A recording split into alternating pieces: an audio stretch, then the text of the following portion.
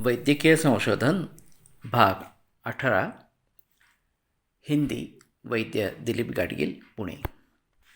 तो मैं ये बता रहा था कि अन्न से हमें ऊर्जा मिलती है, शक्ति मिलती है, इसमें एक बारे में कोई संदेह नहीं है। लेकिन इस अन्न का अच्छी तरीके से अगर पचन होता है तभी ये बात होती है, नहीं तो अन्न उल्टा कष्टदायक हो सकता है या बीमारी को निर्माण करने वाला इस प्रकार का हो सकता है। और इसीलिए आहार के बारे में आयुर्वेद में काफ़ी विस्तार से बात की है।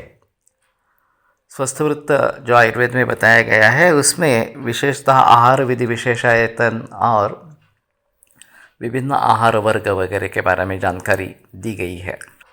उनको भली भांति अगर हम पालन करेंगे उनका, तो फिर हमें अन्न से ऊर्जा अच्छी इस प्रकार से मिलेगी। लेकिन अभी खेती में काफ़ी परिवर्तन आ गया।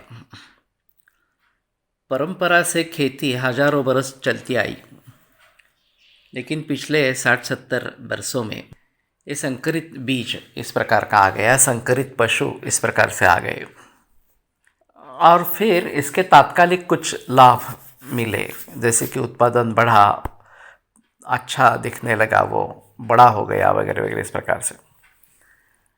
तो सभी किसान उससे फंस गए और उन्होंने पारंपरिक खेती को छोड़कर इस प्रकार के आधुनिक खेती को अपनाया, जो हरित क्रांति या धवल क्रांति नाम से अभी भी प्रचलन में है।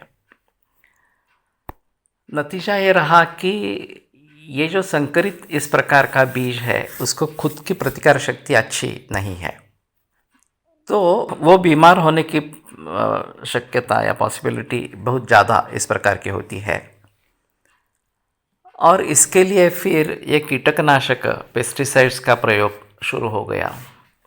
तृणनाशक भी इस प्रकार से जो घास निर्माण होता है उसको भी नष्ट करने के लिए उसका प्रयोग शुरू हो गया। और फिर इसके जरिए हमने हमारे ही अन्न में जहर डालना हमने आरंभ किया। अब ये बात स्पष्ट है कि अगर हमारा अन्न ही जहरीला इस प्रकार का हो जाए और उसमें से जो प्राकृतिक ऊर्जा हमें मिलनी चाहिए, प्रतिकार क्षमता मिलनी चाहिए, वो हमें अगर नहीं मिल रही, तो उसका नतीजा क्या होगा?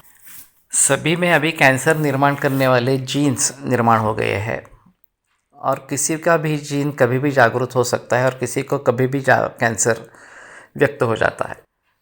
तो कहने का तात्पर्य अर्थ ये है कि जो अन्न हमारे लिए एक ऊर्जा का स्रोत है, प्रतिकार शक्ति बढ़ाने वाला है, वही अन्न अब उस प्रकार का नहीं रहा, बल्कि रोग का कारण इस प्रकार का बन गया है।